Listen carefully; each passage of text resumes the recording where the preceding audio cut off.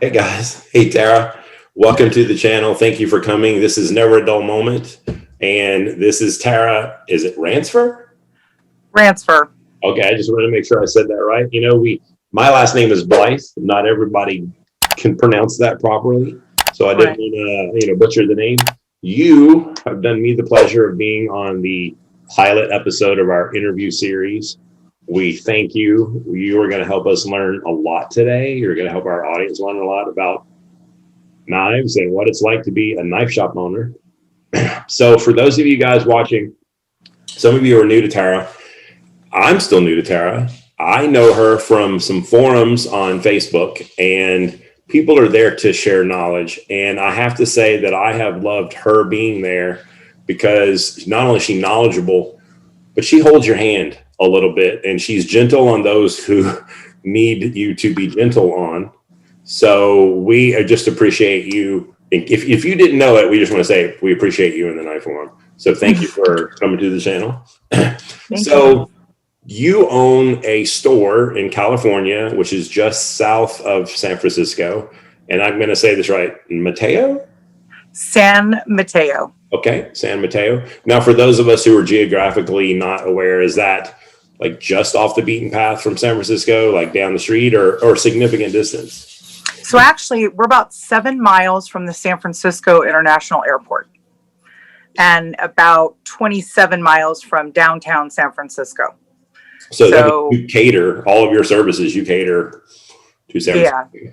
Yeah, Okay. we've done San Francisco, Silicon Valley, down to the Monterey Bay area, up in Napa, and then out further east in California for 26 years now. Okay, so your place is called Perfect Edge Cutlery. Yes. And from what I've seen, you've been in business for 25 years. Yes. Okay, so I have to ask, because anyone would ask, was this one of those like little girl's dreams that they look at mom and say, Mom, I really love sharp objects and I just want to own a knife store? Or did we just end up here? Well, I had a grandfather who had 6 meat markets, and father and uncles that all worked there and became butchers themselves. And I was that kid that would not leave the knives alone. So I had to mess around with them. And when you've got a Basque butcher grandfather, he puts you to work. So That's it awesome. just kind of fell into it. And I have always cooked. So I cooked with both grandmothers. And that just led into food and cuisine that later led into knives. I can tell you the inception of our company was my father deciding to create a knife sharpening business. Okay. And I was in between jobs at the time. So I started helping him just coordinate his business cards and slips of paper and leads. And it just grew into a full-time job. So, okay, so 25 years in knives. You've seen the industry change a lot, I can imagine. yes. So just to let everybody know, I'm kind of new to knives. Okay. And maybe it doesn't seem that way in the forums. The short version of this, I'll do a video on it later, was 7 years ago. Bob Kramer was on TV. I cook, never heard of him. He was, you had a chance to win one of his knives. I didn't know that they sold knives that expensive. I'm Googling. The next thing you know, he's on 60 Minutes. The next thing you know, I'm buying sharpening stones from his company. The next thing you know, I couldn't do it. So I wrote the company. And then Bob Kramer called me. I love it. Bob Kramer called me. He spent 1 hour on the phone. And he literally, vocally, from Seattle on his cell phone, walked me through double bevel and single bevel knives. I didn't even know a single bevel knife exists. Amazing. And so knife sharpening, me searching for the sharpest possible edge. I didn't know anything that there were like these amazing knives. I did not know what carbon steel was. I didn't know it existed. I didn't know it was different. So you have a vast knowledge that I don't have. People who are watching the channel, they don't have. So I'm excited to share that with them. So can we see what's going on in your shop right there? You have a lot behind you. You're in heaven Sure. to me. So what's going on behind you right now? So actually right behind me right now is a significant amount of Kikuichi, which is a Japanese manufacturer that we've worked with for about 17, 18 years now. And then it kind of continues down the wall. I'm going to move the camera, so bear with me, folks. No problem. Kind of moves down the wall a little bit into Shun, other Japanese manufacturers, some knives that we've carried for all these years that are just small family companies. It's hard to move around completely, Gregory. I can take better pictures for You're later. fine, you're fine. I'm just glad. Okay. I mean, for all of us who don't live in a knife store, that's nice. Well, this is a knife store after hours. So those boards that are on that counter right there that you can see the back of, those are all Japanese knives that are half off right now. It's a mess in here.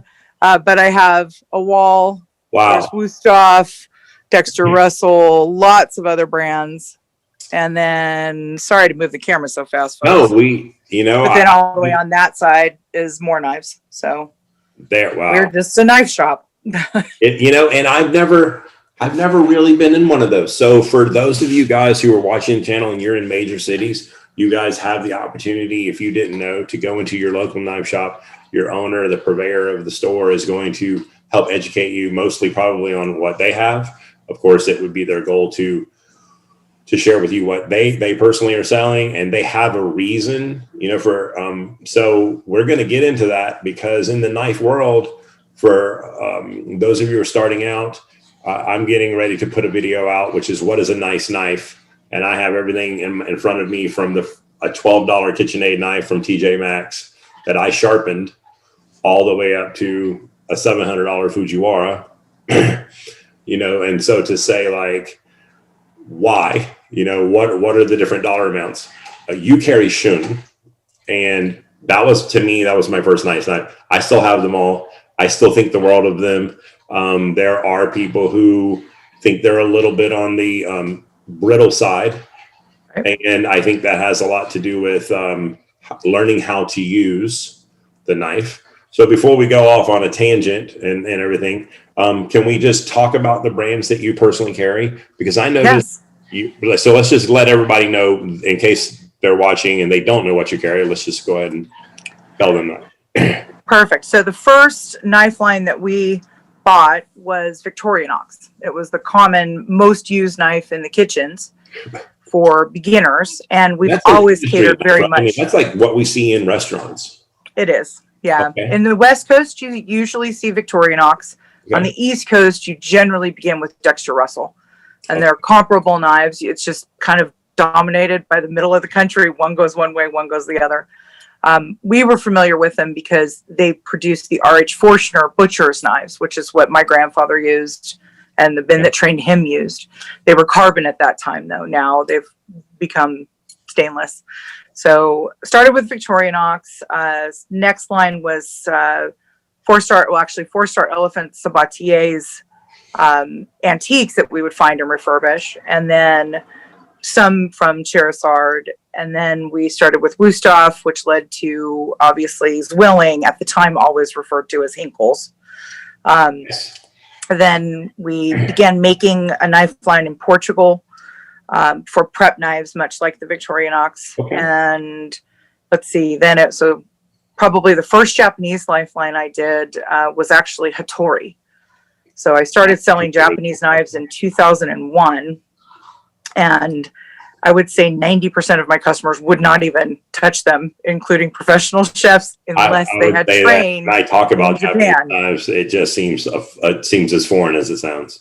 Exactly. And at the time, it was unless they had really trained in Japan, then they understood the blades and the techniques, because the techniques with German knives were different. So next thing would have been again, at that time, I worked for a lot of small families and brought them over directly. In our area, there were two awesome companies that I worked with, Hita Tool and Japan Woodworker. A lot of those chefs in our group know those companies because we were the three places you could go buy Japanese knives. Then Shun, actually first was Global. We had Global for a long time. Then Shun came out. Interesting tidbit, I did not buy Shun the first time the salesperson came to show it to us. What was this? Because I was already carrying a line called Kasumi. Which I still love. So I love Shun too, but there's a reason for it. There's a place in the market. And then several other Japanese knife lines. They're all families, so it's not something you would be able to really go search, but people will know some brands and I can compare them later. But Kikuichi was a solid relationship for us because Kikuichi isn't a factory. It's a brand that represents many small businesses. And there's a bladesmith, there's a handle maker, there's Mr. Oe that joins everything and does the etching. It's a unique history, and people they just haven't explained that well, social media wise, web presence wise. So there's a lot of connection there with a lot of individual people that I know. For people who don't understand, I think what she's talking wants to point out is, even though it's a mini corporation, a conglomerate of artists that have gotten together, it is not corporate. It's not stamped. These people have their artisan work, and they've said, let's do this together. And they're creating a tool that is also a work of art. It is meant to be used. We love that you appreciate it, but there are plenty of companies that make something that's a little easier to make, that's just stamped out of a piece of metal. And there could be as many as 50 different people working on more of a corporate knife versus, like you said, a bladesmith, a handle smith, and, doing all those individual artisan things. So that's awesome. So I also noticed that the price points are very approachable for a wide range of people from your store. I mean, people who are looking for carbon, they really can get a great artisan work, but people who are buying $12 KitchenAid knives, and who are going, okay, my clients have heard me say, like, what is a nice knife? I mean, seriously, why do I need to pay more? And I can imagine if you're in your store, they don't have to jump into this huge dollar amount, but when they come back and they're like, okay, now I've got a little taste. You've got, I've got the Porsches and Ferraris parked over here, but if you want a nice Beamer and even a good Honda, like we have all that for you. That's exactly it. And so that was the incentive, like let's make this range for people. 100%. I have prep cooks that come in that need to grab a knife, and that needs to be $30, $35. And it has to be a steel that's meant to be sharpened consistently. So it's not $12, it's $35, but it's because it's actually a good steel. And yes, then you start advancing your technique. Your ability to care and maintain for a knife is crucial to what you're spending money on. And yes, we can go all the way up. I mean, I sell customs in here and connect people with custom makers for, expensive knives, but those people typically know how to care for them and enjoy the benefits of what that knife brings. So you just said so many great things. So we're going to kind of have to branch off and touch. I have notes, so I've made sure that we can go in all the different directions. So the first thing you alluded to is having restaurant people come in. So is that 50-50 of your business, or primarily, or do you get enough walk-in? It's about 80% of my business, because we started just to the professionals for 6 years on trucks. My trucks they're mobile stores. So a selection of these knives is in each truck. But yes, I would say it typically was about 80-20 professionals to home users. With this year, we've probably gone more 50-50 in the store, okay, which is unique for us. It's different, different knives, different people looking for different things. So we're learning too, as far as how to really get the right thing into people's hands and not make a mistake on our end, recommending something. Attribute that. I know there's TV shows like Forged in Fire. I mean, is that a driving thing that people said, I saw the show and I want to come in, or is it maybe some magazine, or just the web presence is really kind of let people know? So I would say people that have never researched knives online have become more aware of customs because of Forged in Fire. Okay. But people that are cooking more at home and have been delving into YouTube, or maybe the groups that they follow in social media for recipes, and they're really paying more attention to the tools that are used, which is interesting because they're coming in with some knowledge, which is great. And then we have a point of reference to start explaining. So it's funny because customs are not something that's inexpensive to jump into. So the fact that they saw Ferrari on TV and they came and asked about the Ferrari, they probably heard a Ferrari price, and then you have to kind of back them down a little bit. I'm not saying people can't afford it. It's just that I don't know if they know what they're getting into with a custom knife, but I'm glad that you have that option. So you mentioned that people have to be able to maintain it, and you guys do offer sharpening. And I noticed that your sharpening area from commercial to helping everyone is vast. But I didn't notice if you taught sharpening, if that's a service that your store offers, or you just do it for people and just kind of hold on to the knowledge. So actually, no, we about a year and a half ago moved from a 3,700 square foot kitchenware store and knife store to just about 900 square feet of knives. Okay. And in the beginning of 2020, we had set up for classes that were offsite at a culinary center, which has been closed this year, basically. So yes, we normally always did do monthly sharpening classes. I would 100% prefer people to be able to maintain their knives properly and work with a sharp edge at all times, which is not the perfect way to have your knife sharpened once a year and minimally maintain them. That's not optimal knife world for me, which with the experience that I have, or professionals, they're always working their knives. But home users do need some guidance. What they'll really do is what's necessary for me to know. So it's funny you mentioned that as well, because I tell people all the time, like, I think when you purchase a knife and then you forget how sharp it is because it gets dull kind of rapidly. Yes. And so I started doing some videos. It's brand new. We're getting ready to shoot one in like a week. It's called Knife Club. And what I do is I go into the home of a person and I bring nice knives.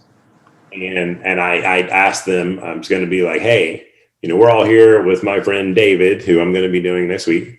Beautiful home, big house. David actually has a sharpening stone and everything, but we're going to be like, we're my friend with David. And our goal is to see what kind of knives he's rocking, to see what he's doing for maintenance, bring some nice knives to him and let him see what a nice knife should do. And then for payment, I'm going to sharpen his knives for free. I'm not going to do it in his home. I'm going to take them and return them. But the goal is for the audience to get to see his face when he goes, wow, like I didn't know knives could perform this way. Mm-hmm. And I'm like, yes, and the tool, cooking's easier. I'm sorry. 100%. It's safer too. It's infinitely safer. Yes. And it's a return on your investment. Knives, knives are not inexpensive. They aren't. When you get into specialty steels, specialty makers, they're not inexpensive. And we all of us in the knife world use car analogies. It seems to just sort of work, but it's essentially buying a Ferrari and not changing the oil or adding oil. It's what it is. And so there's, you can spend $1,000 on a blade, and 3 months later, it will be dull if you've done nothing but use it and possibly not even use it appropriately. Just getting ready to point that out.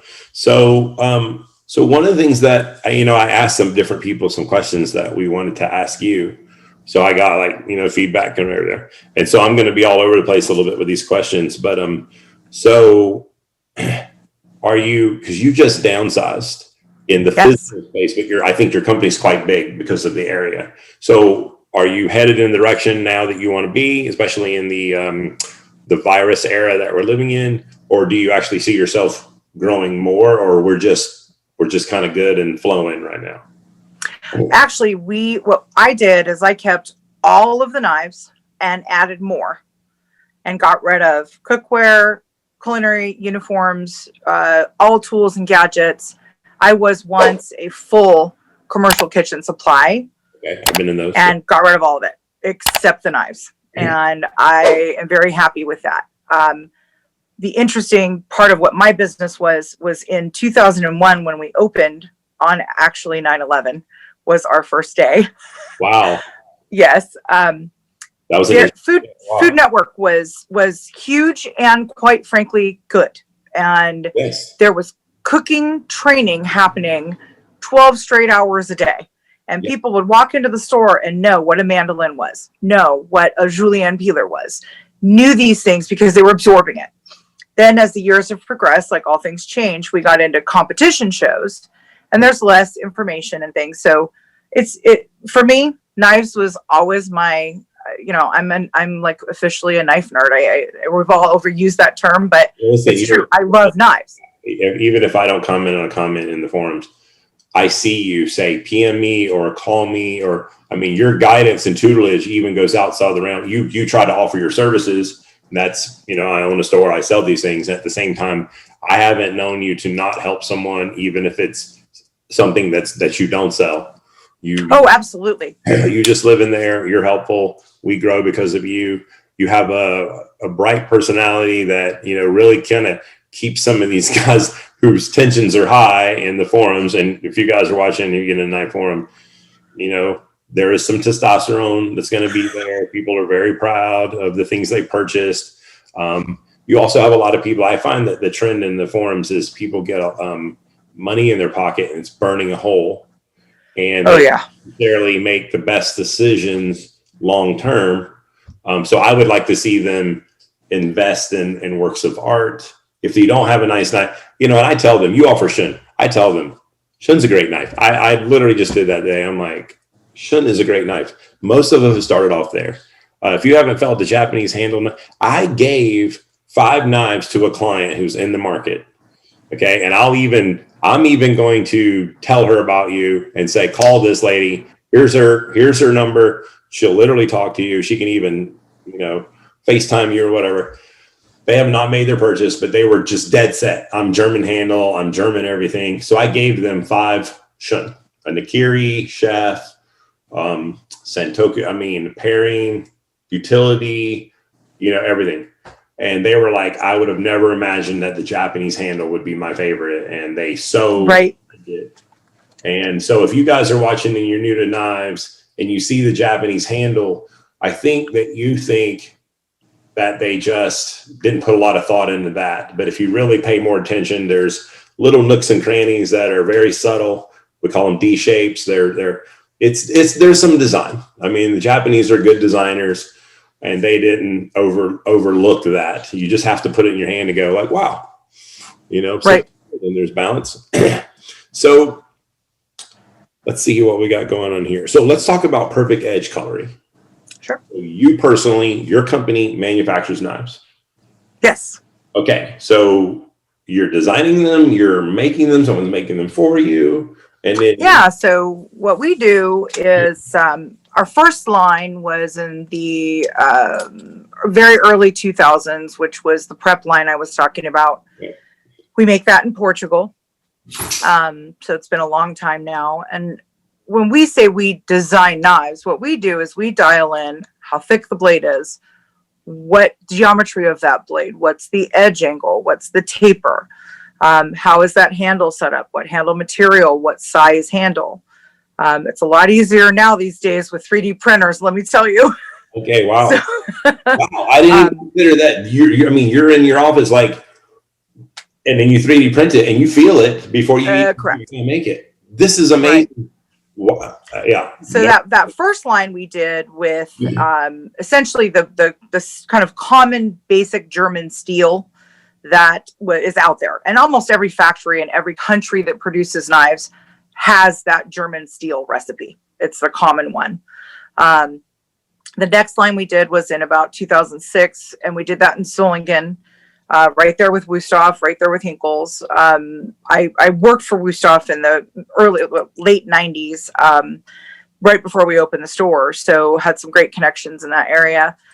We did that. And then about 4 or 5 years ago, we partnered with the gentleman that was the national sales manager for Shun. And we've been friends for a long time because we worked at Wüsthof together.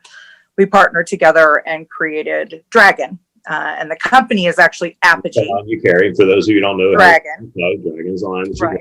And when we designed that first line, we used what's called an OEM factory. It's a factory that makes knives to our exact specifications, with our exact steel to our exact heat treat specifications.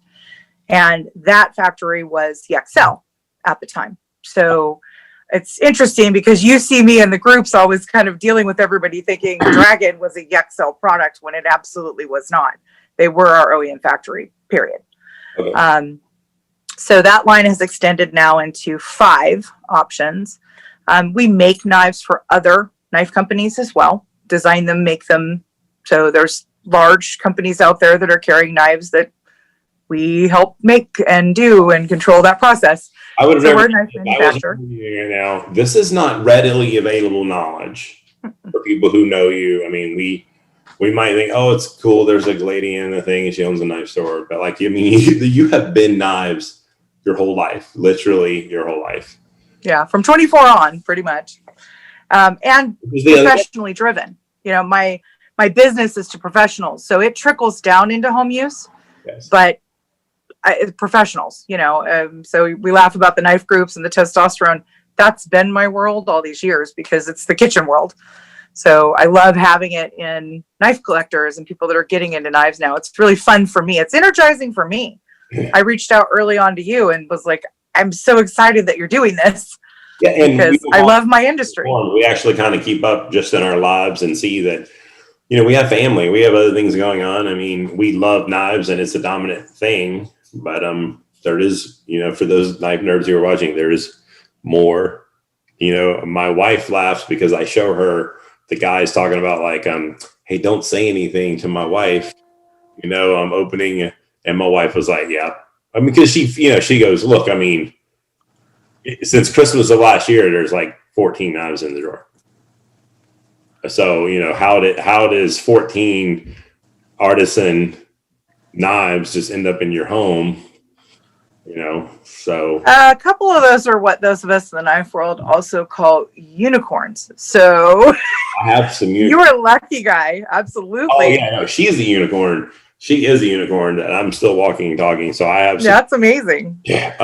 Well, I'm a knife world woman that also likes handbags and shoes. So I have a very awesome husband. Let's put it that way. But you do make your own. I mean, you do carry your more than your weight. I mean, you are an independent, going hard. You deserve any damn bag. I found a way to support my habit in a successful way. There we go. Well, just, you know, since we're talking about him for a second, is he a knife guy? So my husband's actually a police officer, and he's an EDC guy. He's an everyday carry guy. He'll watch this eventually, so I'm totally going to out the fact that he's basically allowed to use the multiple Wusthof knives I have, and then I got him his own Japanese set. That there's a wall of knives in my kitchen that he's not supposed to be using. Let's put it that way. My wife she voluntarily said, like, I don't touch this. They're mine in a box in a drawer, and we have like the shuns and everything in this drawer with the $12, and they're all protected knife, you know. But then we have this drawer, which is the treasure drawer. She actually, you know, she can use it. I would never prevent her. You know what I mean? That's like Marquette. Or, you know, whatever. But she's just like that's like my husband. I mean, he can use them. He voluntarily doesn't because he doesn't find the same things in those blades that I do. So that's it. Everyday carry, EDC, the acronym. You have them on your site. I don't know that all knife stores do that, especially people who are into gourmet kitchen knives. So you are one of the first stores that I've seen that does both. So how's that going for you? Yeah, you know, it's good. I'm learning more about EDCs from Kelly, who works with me. Her husband has Weeby Knives in San Francisco. So they're really knowledgeable, and their deep history is in everyday carry. So we're essentially trading information. So I'm learning, which is exciting for me. But the relationship between culinary and EDC has been really good for us, because if somebody's an EDC person, chances are they still do cook at home, or their spouse does a lot of kitchen cooking and they necessarily weren't into it, but the knowledge translates. It does. EDC folks know steel Yes. well beyond the steel knowledge of the average culinary knife person. So to touch on that, culinary knife people, there's some choices. They don't know that the steels that are available in EDC could be available here, but there's a little snobbishness. I'm one of them. Yes. I'm a knife snob. I am mostly super blue. Mm-hmm. That's my thing. Chances are, if you pull out my drawer, it's super blue. I even like the Karishi, finish. And it's people will say, "Oh, it's not even hard to do." Whatever, that's my style, man. Ninja style, industrial style, rustic style. My goal, I have a goal for a Mizuno Hanyaki. That's down the line. To own like one beautiful. I love it. Old, and that's way down the line. But so I have everyday carry. I have not made it. I have a bench made. Okay. So, and I use that. I hate to say it. That's more of my tactical knife.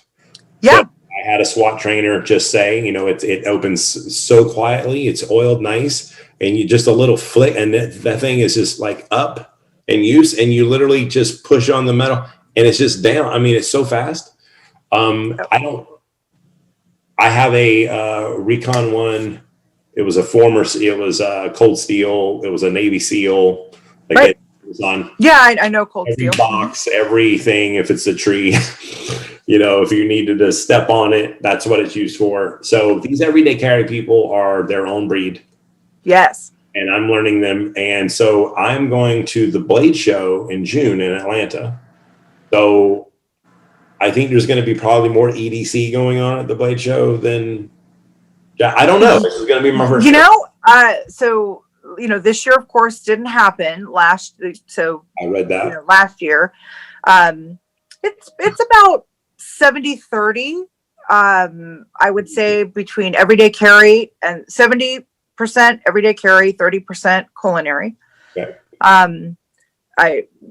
So I don't toot my horn much, and this in the group. However, my Dragon Storm knife won 2 years ago Kitchen Knife of the Year. We don't know that. So awesome. At Blade, and I will see you at Blade. I'm at Blade every year. So yeah. Okay, well then I might tag along. But you have to work your own booth, or are you just walking around? I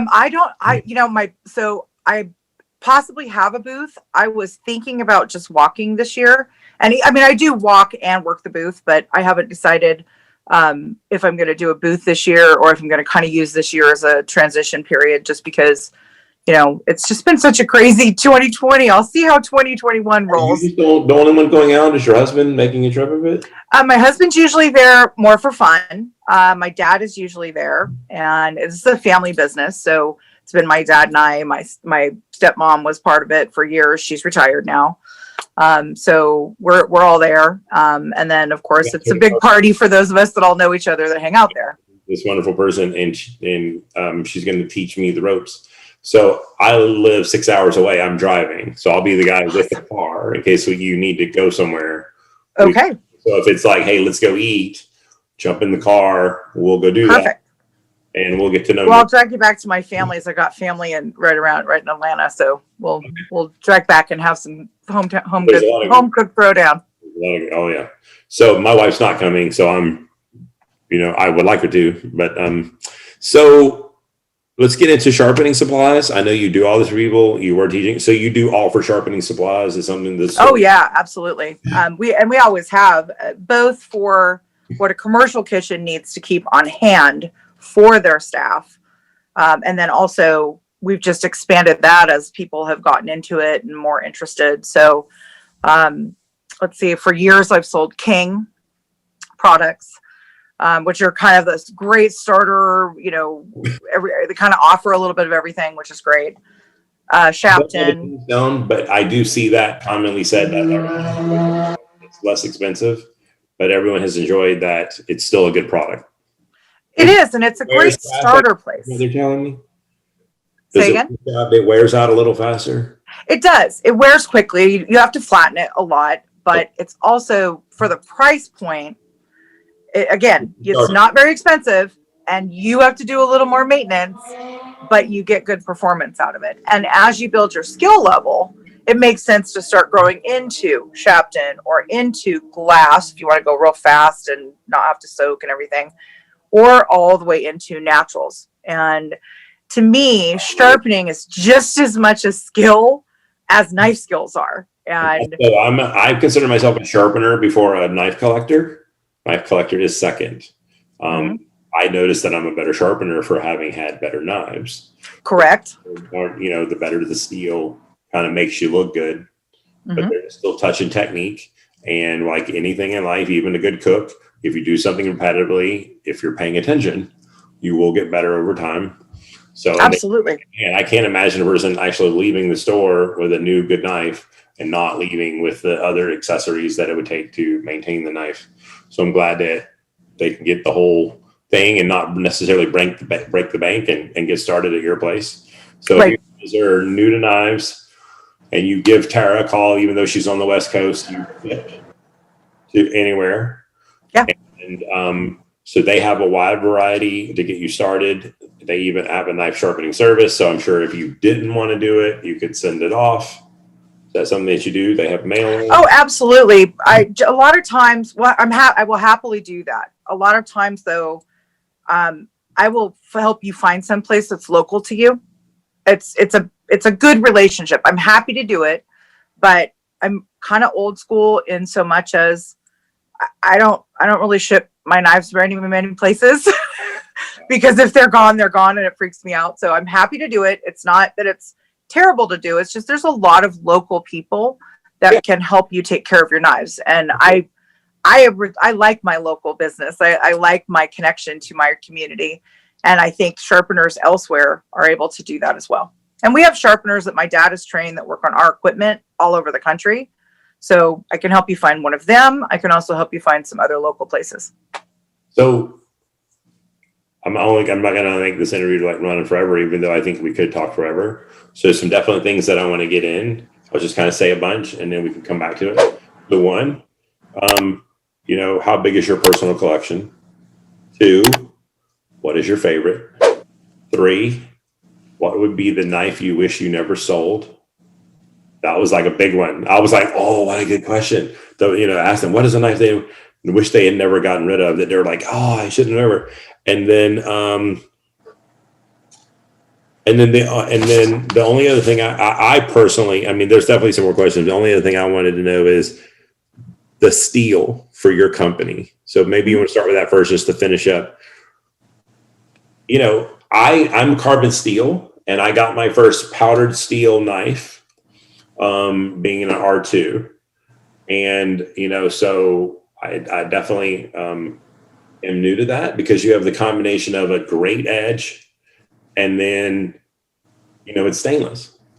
Right. I kind of like the romance of carbon, but that is something to be said for those people like Greg. I don't want to wipe my knife down all the time. So you chose a steel I had never heard of. So if I say this right, CTS BD1N. That's correct. Scientific thing. So can you explain to those listening? This is you've used this unique steel for your culinary line that you guys manufacture. Absolutely. And actually, Spyderco uses CTS BD1N steel as well. Okay. And it is a tool steel. It has excellent edge retention properties, can take a very fine edge. Because of the fine and exactly fine grain structure. There's a lot to the technology of metallurgy. I don't really get into very often because you really want to study it. I'm going to say this one thing for people who are listening so they don't have to look it up. Her company uses a powdered steel in which what they do is they take the different components, elements that would normally say go in a cauldron and get heated up to make a compound and then poured into molten metal and make something.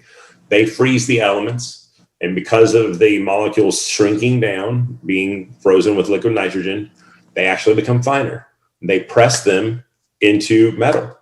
And they are able to do that and actually get the molecules smaller because of just the liquid nitrogen being involved. When the nitrogen got involved, you get a finer grain structure simply because of the liquid nitrogen being there. So she can get the sharper edge, okay, at a molecular level. She does get, because of the materials that are put in there, stainless It doesn't mean not stain. It just means stains less.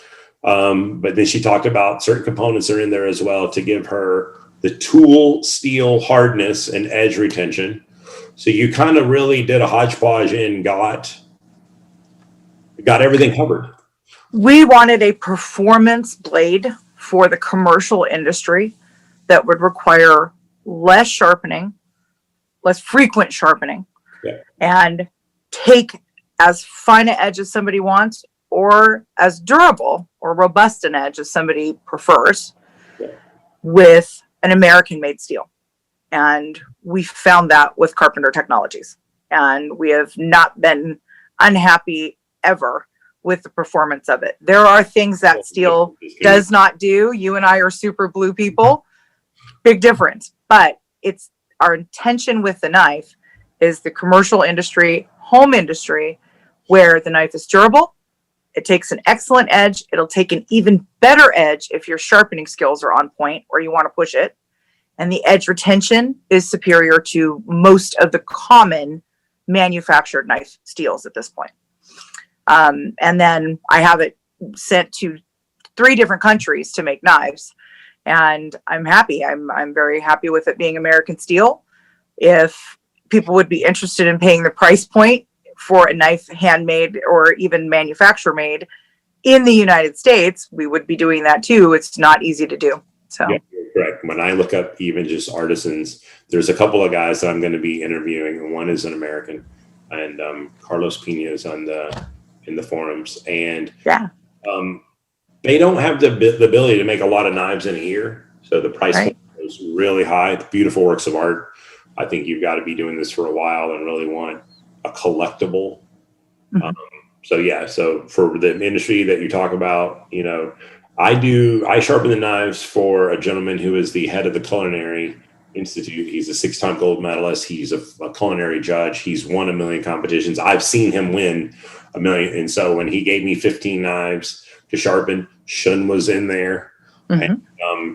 And so, I'm looking at all these people. I mean, these are used day in and day out. And I had a big day cooking not too long ago. And we all know Thanksgiving's getting ready to come up. All of our knives need to be prepared. I'm sure you're busy getting all these things tooled. And it's going to be a beating on our knives all night, the Wednesday night, Thursday morning. And so we need to all get to it, in case you didn't know. So, yes, nobody wants to keep wiping their blade down all day. Right. It's nice if you're a home cook to own something like that.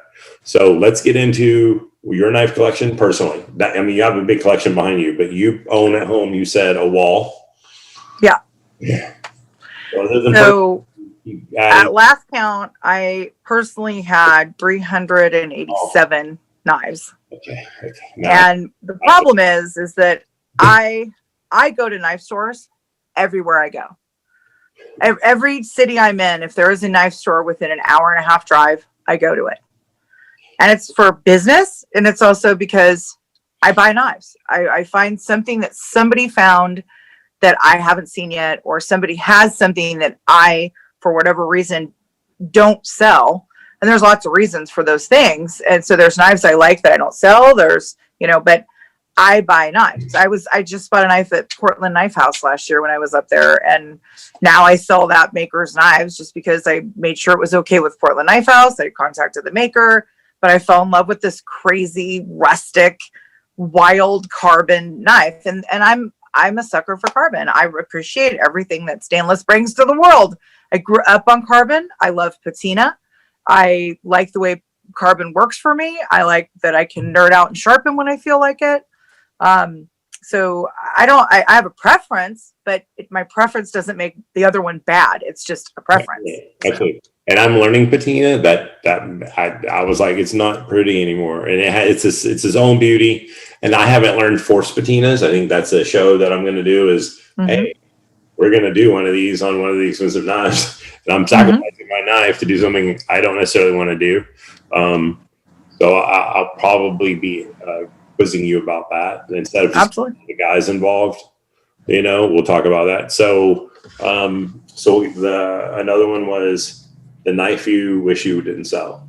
I don't think you've sold any ever. So here's what's funny. I haven't. I've given away knives, but the knife that I don't have in my personal collection. And there's 2 people in our knife group. If they ever watch this, they're going to laugh because they know. But I actually was shoplifted out of my store.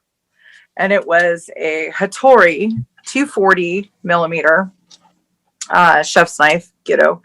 And I always wanted that knife. I was, and this was early on, this is early 2000s. The knife is no longer made. It's a collector's item. I could get it. I mean, I could get it if I wanted to pay whatever, but it's just the point of it that I wanted that one. I wanted it from that time. So that's the knife. It's a knife that does not exist in my collection that needs to.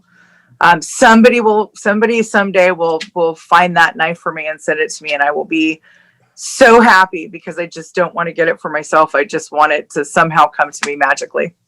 So what you've touched on is we could do this all day. Like, oh yeah. Again, so there's a one company that I love. I think people, somebody said, oh, they're from there. I mean, everybody's from there. And I'm like, I like you said, I love it. Like, you don't have to like it.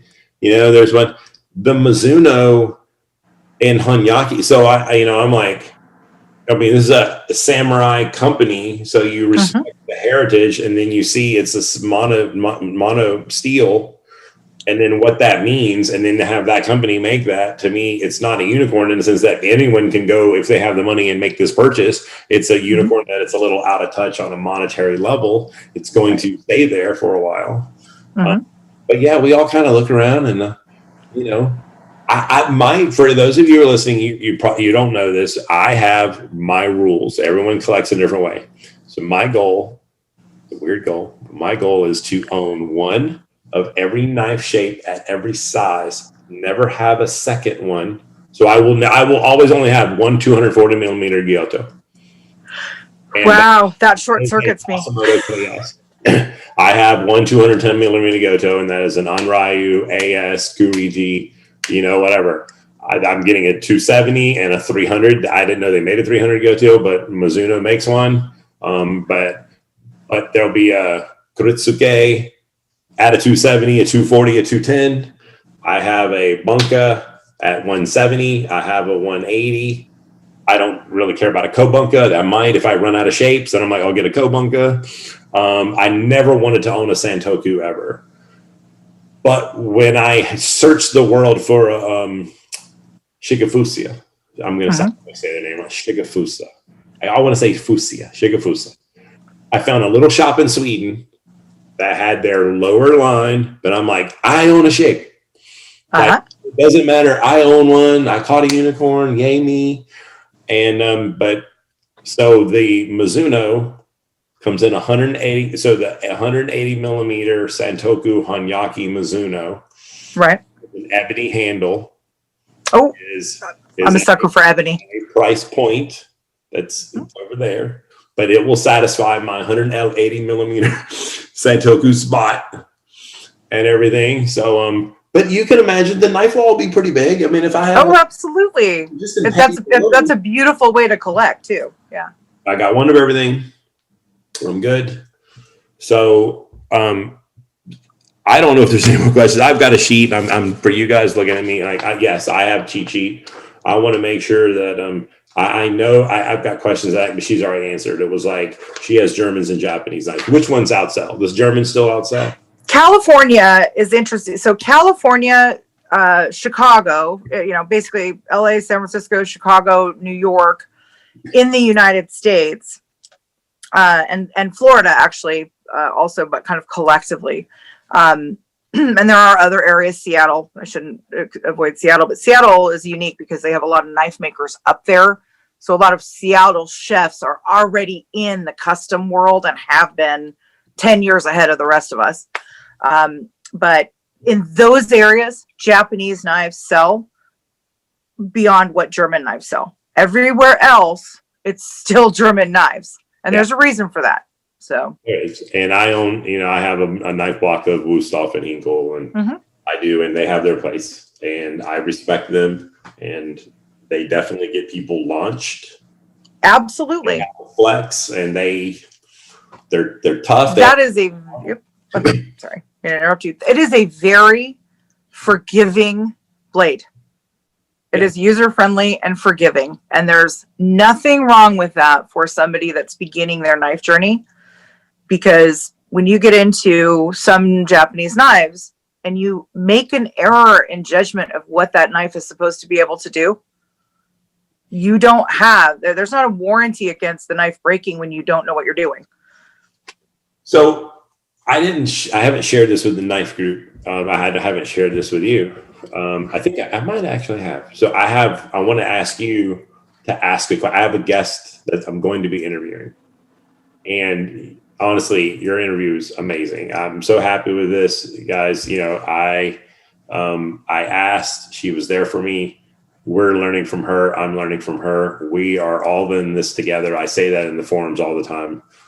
And so I will be interviewing soon Kevin Kent. Nice. From Knifeware. Yeah. I asked, I'm brave enough to ask people stuff. He was like, sure. You know, so you obviously, you know, his thing in Canada is across Canada and he got into the shaving world. But is there any like one question that you would want to ask another knife shop owner? Because I don't know that, but you're a knife shop owner. Knife shop owner. Is there anything you want me to ask, or if you can't think of anything, just tell me later. But it's going to be a couple weeks. You know, it's Christmas. What I think we each bring as knife shop owners is our experiences of what actually happens after purchase in life with blades that come back to us and customers that come back to us. Yeah. We get feedback. So I love the feedback. It's what I sit and have conversations with other knife shop owners with is what's going on in your area? How's this doing for you? I run into this, you know, what have you found to be a solution on that? And that's what we all talk about. Okay. And that we talk about knives just like you guys do. We just talk about a lot of them. Before we say goodbye, I had asked you earlier, is there any one thing that you want that we didn't cover, or something that you want people to know, whether it's a newbie or a hardcore guy? Or so to me, feeling a knife is first choice, always first choice in a knife purchase. You feel a knife first. If you don't have that opportunity, and I know that is that way out there for a lot of people, feel the knife when you take it out of a box before you cut something with it. Understand the differences in knife weights and blades. That's important. What's more important is knowing what your use skill level is and your commitment to the maintenance of the blade that you're choosing. And they're directly related. After that, don't feel that knife shops are trying to add on sales when they ask you how you're going to protect the edge of the knife and how you're going to maintain the edge of the knife. No different. It's the number one thing we face in a store is somebody makes a purchase on a knife, but feels that we're adding some unusual, unnecessary thing about where you're going to store it and how are you going to maintain it. Because you cannot have a perfectly sharp knife if you're not maintaining the edge. There's maintenance, which mostly we say honing, and then there's sharpening, and they're two totally separate things. So there will be videos on my channel on honing. Yes. That is a topic in the knife forums. We're going to talk about how you do it, the different tools you use, when not to do it, some alternatives, whether you're traveling, less, I have a knife roll. In my knife roll is a ceramic rod because you guys have said it's a thing. I would still rather leather and stone. Yeah. That can be cumbersome as far as like adding an extra thing. There might be some type of travel stone that I don't know about that might be a good choice. I haven't looked into that.